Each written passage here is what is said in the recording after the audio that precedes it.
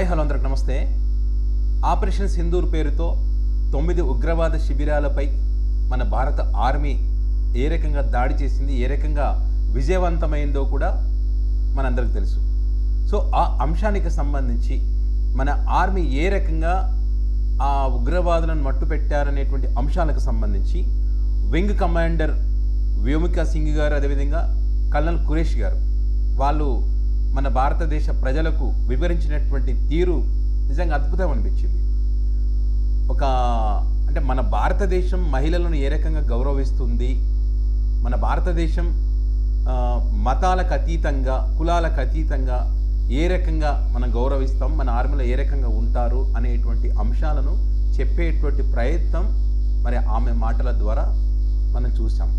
అయితే మన భారత ఆర్మీ ఉగ్రవాదులతో, శత్రు దేశాలతో యుద్ధం చేసి గెలుస్తుంది. కానీ కల్నల్ ఖురేషి లాంటి వాళ్ళతో యుద్ధం చేసి గెలుస్తారు, ఈ ప్రపంచాన్ని మొత్తం జయిస్తారు. కానీ మన భారతదేశంలో ఉన్నటువంటి ఈ మతాల గురించి మాట్లాడేటువంటి, కులాల గురించి మాట్లాడేటువంటి వ్యక్తులు ఎవరైతే ఉంటారో వాళ్ళతో మాత్రం గెలవలేకపోతున్నారు.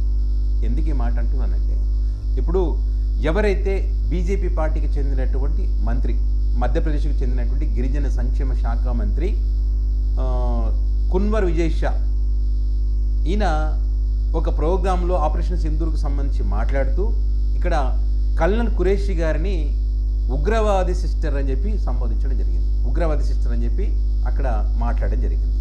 కల్నల్ ఖురేషి గారు ఉగ్రవాది సిస్టరా? ఒక మంత్రి ఆయన.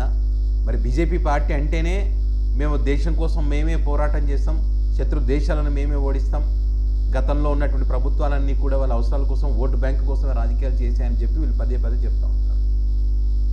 మరి దేశం కోసం యుద్ధం చేస్తున్నటువంటి వాళ్ళు, దేశం కోసం నిలబడినటువంటి ఒక మహిళ, ఆమె మాట్లాడినటువంటి మాటలు యుద్ధ సమయంలో మరి భారతదేశంలో ఉన్నటువంటి మహిళలకు ఒక స్ఫూర్తిని కలిగించినటువంటి సంగతి మర్చిపోయారా? మరి అలాంటి కల్నల్ ఖురేషి గారికి సంబంధించి మరి ఒక మంత్రిగా ఉన్నటువంటి వ్యక్తి, అది కూడా బీజేపీ పార్టీకి చెందినటువంటి వ్యక్తి, మరి ఈ రకంగా మాట్లాడొచ్చా?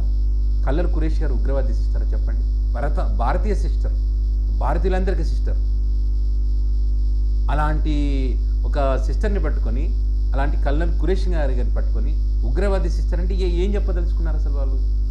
ఈరోజు వారు అక్కడ ధైర్యంగా నిలబడి, ధైర్యంగా శత్రు దేశాలతో పోరాటం చేస్తూ ఉంటే, దేశం కోసం పోరాటం చేస్తూ ఉంటే, వాళ్ళు మనల్ని కాపాడుతూ ఉంటే, మన భారతీయులను కాపాడుతూ ఉంటే, ఇక్కడ మీరు ఎన్నికల్లో గెలిచి వాళ్ళక్కడ కాపాడుతున్నారు కాబట్టి మీరు స్వేచ్ఛగా, ప్రశాంతంగా మీరు తిరుగుతూ ఉన్నారు. మీరు ఎన్నికల్లో పాల్గొన్నా, ఎన్నికలు సవ్యంగా జరుగుతున్నా, మీరు ప్రశాంతంగా తిరుగుతున్నా, స్వేచ్ఛగా ఉన్నారు. దాన్ని అంటే కారణం ఎవరు? అక్కడ ఆర్మీలో పనిచేస్తున్నటువంటి వాళ్ళు. ఎందుకని ఈ మతాలు, కులాలు వీటిని ప్రస్తావన తీసుకొచ్చి దాని ద్వారానే రాజకీయంగా లబ్ధి పొందాలనుకోవడం ఎంతవరకు కరెక్ట్ నాకు అర్థం కాదు. రాజకీయంగా మీరు ఏదైనా మాట్లాడుకోండి బయట పార్టీల పరంగా, ఇదే ముక్క, ఇదే మాట వేరే ఎవరైనా మాట్లాడి ఉంటే మరి ఎంత దాన్ని రాజకీయంగా వాడుకునేటువంటి వాళ్ళు. ఇదే ఒక ప్రధాన ఎజెండాగా పెట్టుకొని ఏదైనా రాష్ట్రంలో ఎన్నికలు జరిగితే ఆ ఎన్నికలకు పోయేటువంటి పరిస్థితి ఉండేది. మీరు అంత దారుణంగా మీరు వివరిస్తారు. మరి పార్టీ నుంచి సస్పెండ్ చేయండి, మంత్రి పదవి నుంచి పీకేసేయండి. తప్పు కదా ఆయన మాట్లాడింది అయితే.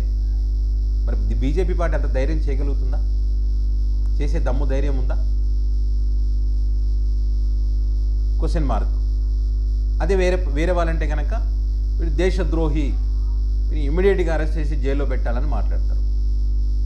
ఇప్పుడు ఇది పెద్ద ఎత్తున ఆ వ్యక్తి, ఇప్పుడు ఎవరైతే మంత్రి మాట్లాడారో ఆ మాట్లాడిన తర్వాత ఆ వీడియో క్లిప్పింగ్ పెద్ద ఎత్తున వైరల్ అయింది. వైరల్ అయిన తర్వాత అది న్యాయస్థానం దృష్టి కూడా పోయింది. సో అది సుమోటోగా స్వీకరించి న్యాయస్థానం కూడా మరి ఆ వ్యక్తి మీద కేసు నమోదు చేయడం జరిగింది. ఇప్పుడు ఏమంటాడు? నేను ఆ ఉద్దేశంతో అనలేదు, వక్రీకరించారు. ఏ రకంగా వక్రీకరించినట్టు? అది ఉగ్రవాద సిస్టర్ కల్నల్ ఖురేషి అంటే ఇంకా అది ఎట్లా వక్రీకరిస్తారు చెప్పండి? చాలా నీట్గానే మాట్లాడినట్టు మాటలు ఉన్నాయి కదా. ఆ మాట అన్న తర్వాత దాన్ని ఎట్లా ఇది చెప్తారు? ఇప్పుడు క్షమించమనంటే అది మాట్లాడేటప్పుడు ఉండాలి.